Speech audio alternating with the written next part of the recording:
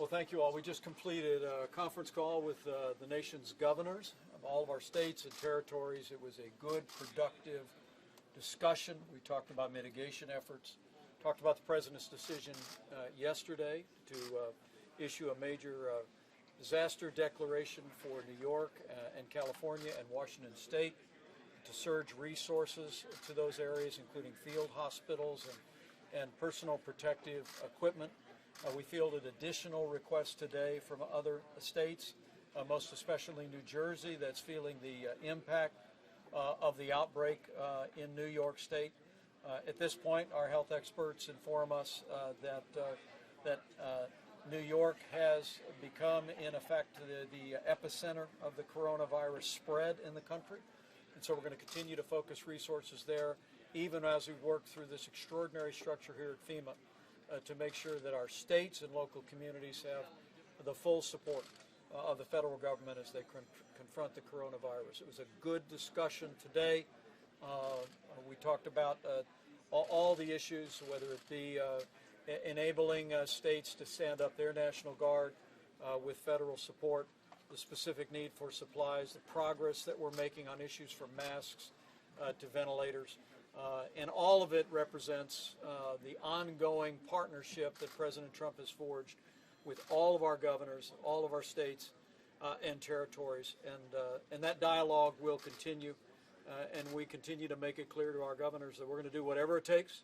We're going to make sure they have the resources and the support and the best guidance from the best health experts in the world to put the health and safety of their citizens first.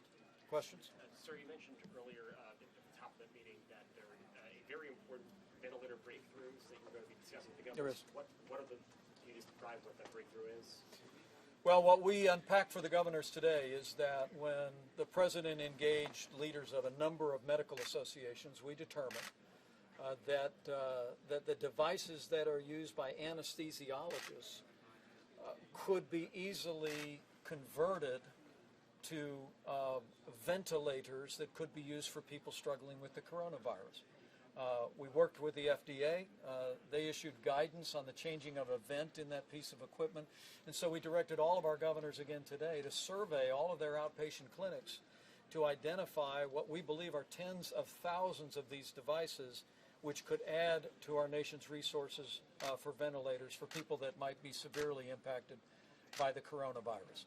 We got a strong response from our governors, but we reiterated again today that because of what anesthesiologists have stepped forward and told us would be available, because of the swift work of the FDA, now our governors around America are going to be able to identify a whole new range of ventilators that could be easily converted, add to their supply, and focused at the point of the need in their states.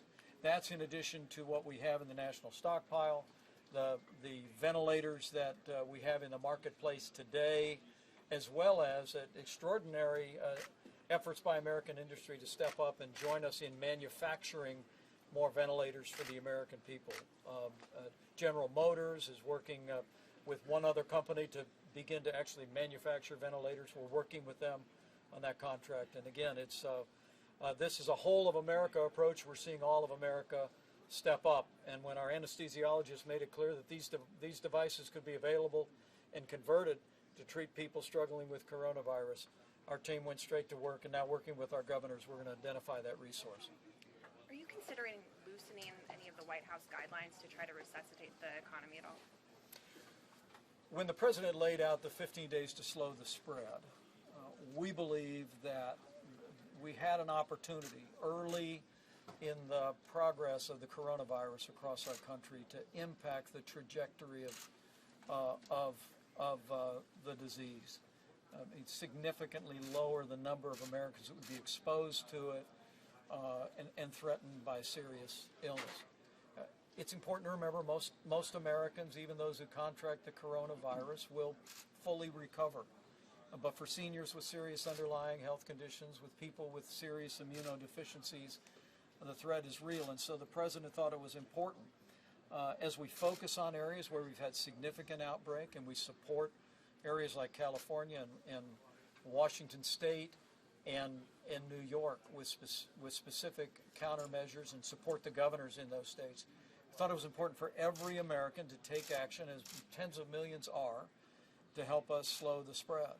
But at the end of this 15 days, we're going to get with our health experts. We're going to evaluate ways in which we might be able to adjust that guidance for the American people.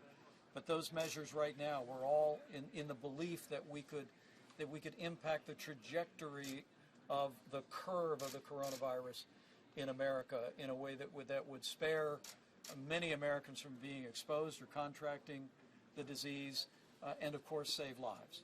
But we'll look at where we are, and we'll evaluate based on our health experts what steps might be possible. I will tell you, I told the governors today that in early March we issued guidance for healthcare workers, saying that they could return to work even if they've been exposed to the coronavirus if they wore a mask for 14 days. Today we fully expect the coronavirus task force to review recommendations for critical infrastructure workers, first responders, those that play a vital role in public safety and the life of our communities. We're going to give guidance out of HHS and DHS today about how those workers, even if they've been exposed to someone with coronavirus, as long as they don't have symptoms, would be able to return to work immediately, wear a mask for 2 weeks, but otherwise return to the important roles that they play in all our communities. All right, thanks, guys.